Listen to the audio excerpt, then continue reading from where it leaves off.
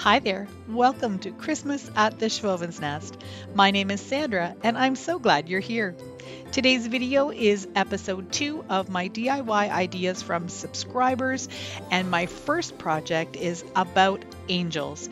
So this is for Alma. If you're watching Alma, I'll give you some details later on how to get in touch if you'd like me to send this to you. I'm taking one of these wood panels and I like to flip them around because then you get a nice frame. You can see that I did something with this last year. It didn't fly, so I'm just going to redo it. I'm going to go ahead and give this a couple of coats of my white chalk paint.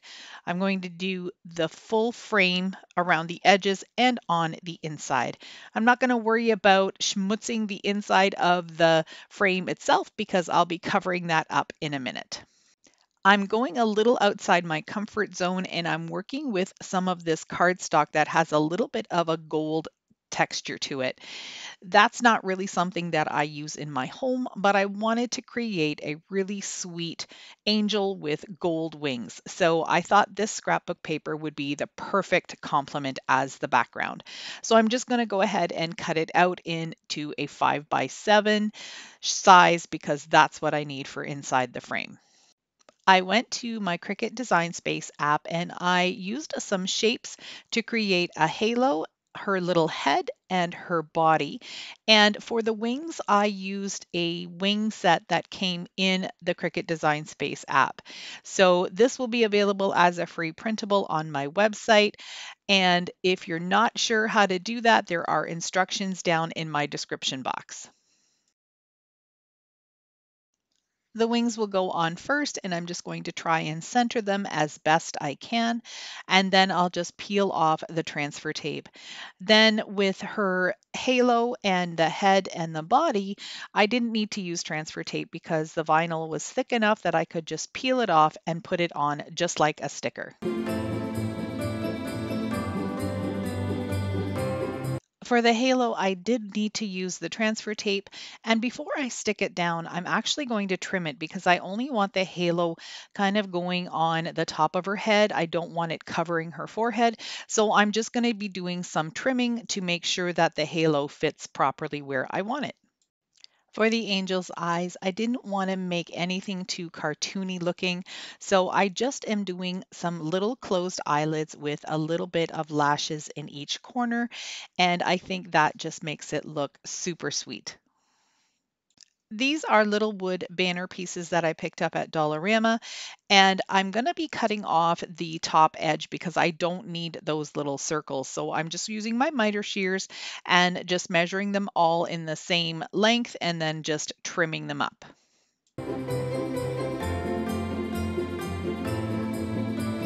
Keeping with the white and gold theme, I wanted to create these banners with a gold touch, and I don't have any gold paint.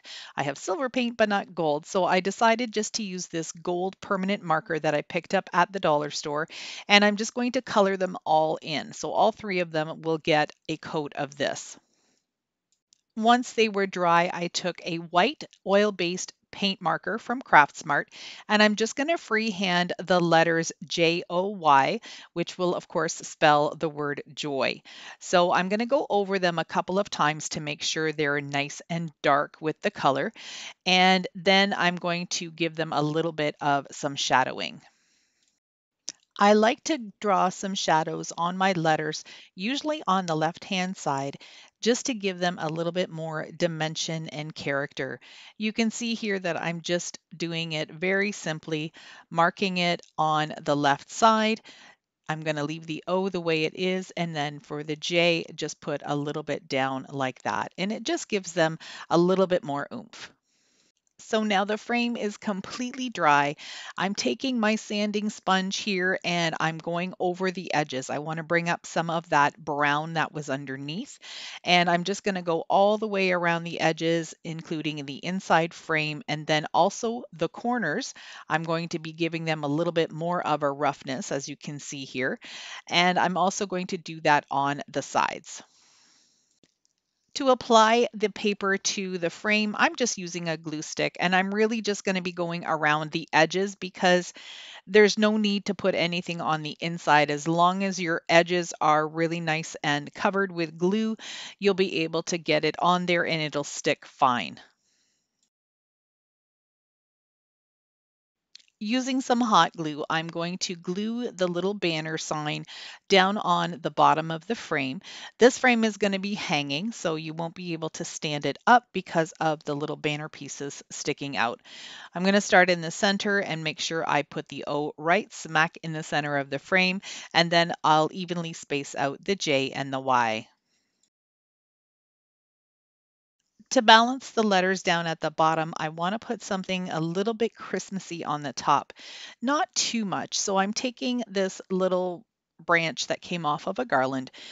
I don't like these branches when they're so long. So I always take my scissors and I trim it down. It really makes it look more high end and not so inexpensive or cheap looking. So you can do that to any of your greenery and just make it look so much better. Using my little snips here, I'm going to just trim these garland pieces in half.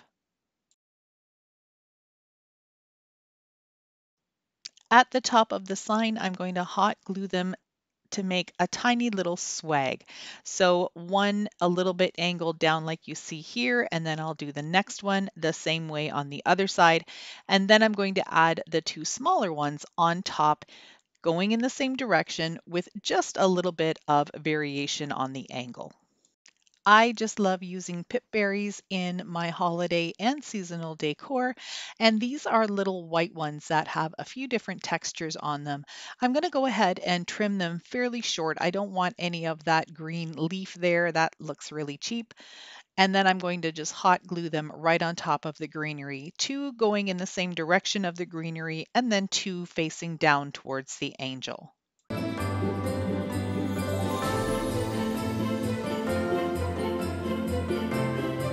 And then I decided to embellish her skirt with a few of the balls, and I also put three around her neck. Now, just so you know, I turned the camera off every time I was putting these little glittery balls on and turned the camera back on when I was cleaning up. So I am not perfect when I'm doing my videos. I do tend to miss some stuff. So sorry about that, but I think you get the idea of how she looks. Seeing as I'm hoping that I'll be able to send this to Alma, I wanted to make the back look pretty as well. So I just took another piece of this gold striped cardstock and I'm just going to hot glue it around the edges and then trim off the excess. The last thing I'll do then is add a sawtooth hanger, and this sign is ready to go. I really think she turned out cute.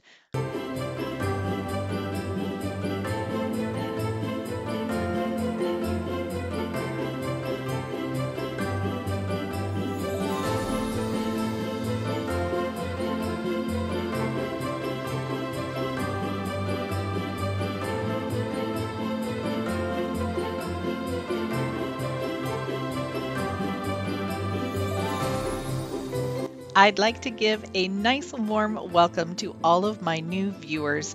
I really hope you like what you are seeing and that you'll hit that red subscribe button and help me achieve my goal of hitting 30,000 subscribers by the end of 2021. I'm almost there, and every click counts. So for this project, I thought I would try my hand at creating a stocking set. This was a request from Rachel. She is my cousin's daughter. What I'm doing here is I've already got my template of a stocking and I'm just cutting out multiple pieces of fabric. What I'm going to do is use this linen fabric for the front, and I'm going to use this buffalo check flannel for the back. Now the flannel came from Dollarama. It is actually men's pajama pants, and it was cheap, $4 a pair. So I just grabbed two pairs and that will work for that.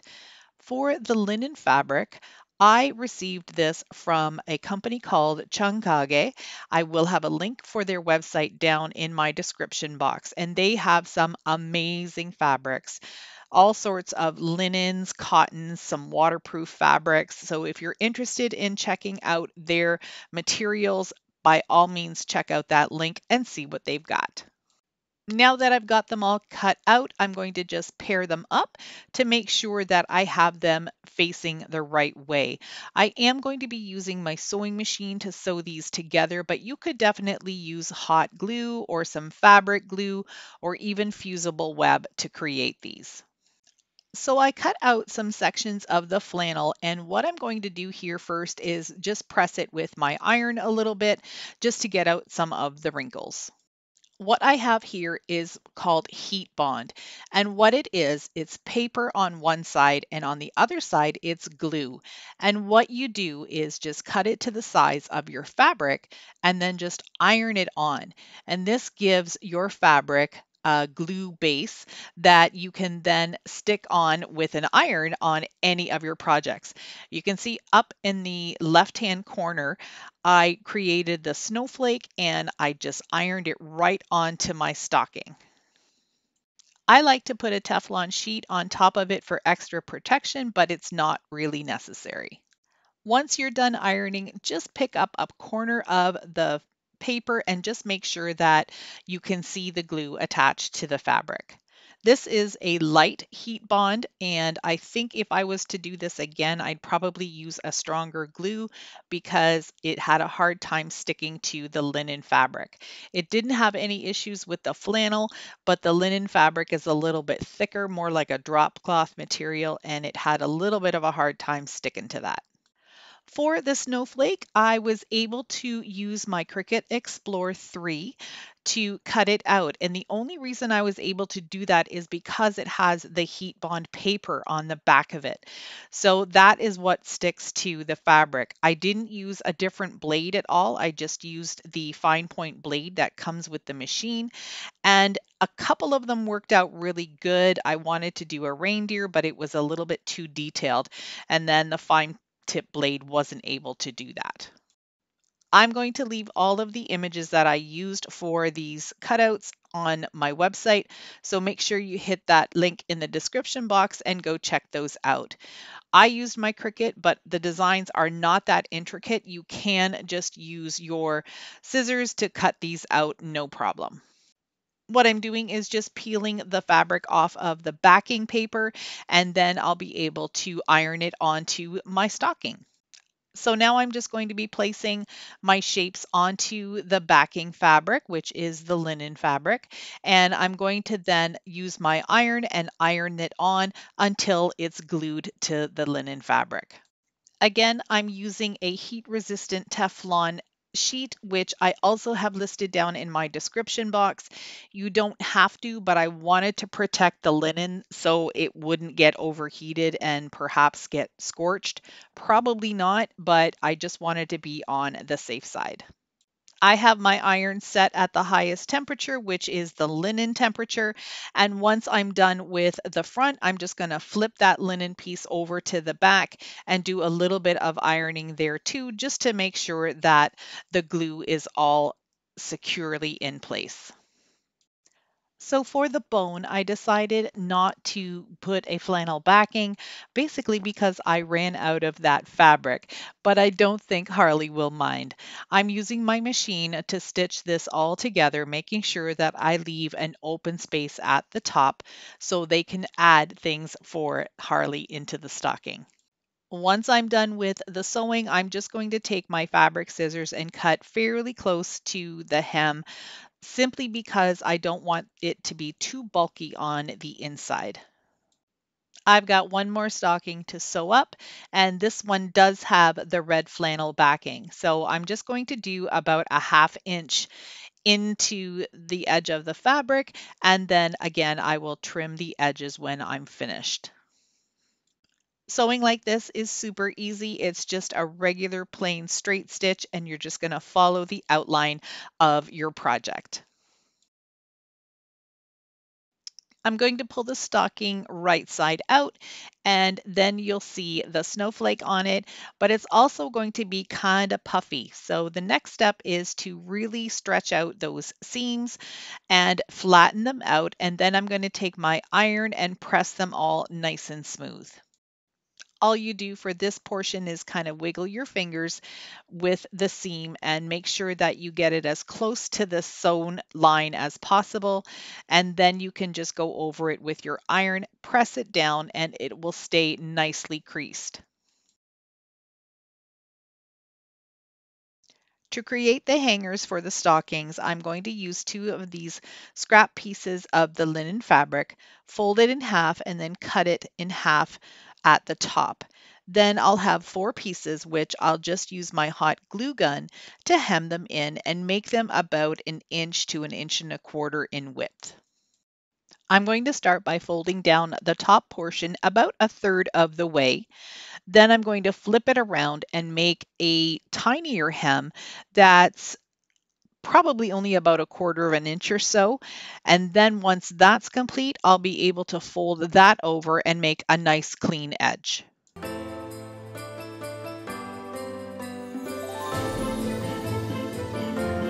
To make the top cuff of the stocking, I'm just going to be hot gluing some of the flannel fabric, and this was actually the hemmed portion down at the bottom of the pant leg. So it was already hemmed, so it just made it super easy for me to get started with this one. I'm going to just use my hot glue, glue it down, and then flip it over and glue it down on the other side as well. Now you can see that it's a little wonky on the back here, but that's okay. Usually with stockings, you won't really see the back anyhow, so I don't think Rachel will mind.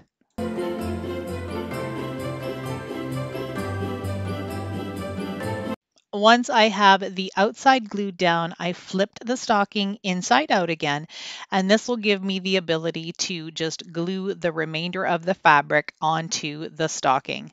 So it was really easy to do this, finishing it off with hot glue rather than sewing it. I did try to figure that out with the help of my mom, who also helped me create these little felt liners for the stockings, but that was a little bit too much to add into the video. So we're already getting a little bit long in the tooth with this one. So I'm going to wrap it up quick. The last thing to do is to add the stocking hanger. I'm going to glue the 2 ends together, and then once that's dry, I'm just going to trim off any of those little loose threads. Then I'm going to glue it onto the back side of the stocking where I want it to hang. The last thing I'm going to do is just add a piece of red and black buffalo check fabric, little scraps that I have from this, just to kind of camouflage the stocking holder. I think they turned out gorgeous, and I'm really hoping that Rachel and her family will love them too.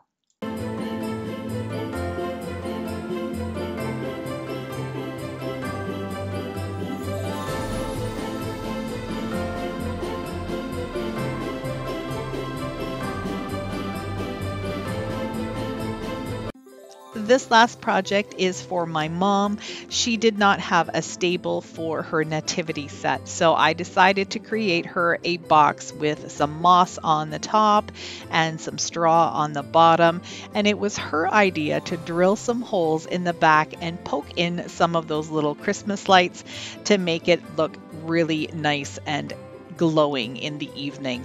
I think this turned out super cute, and I hope you like this one too.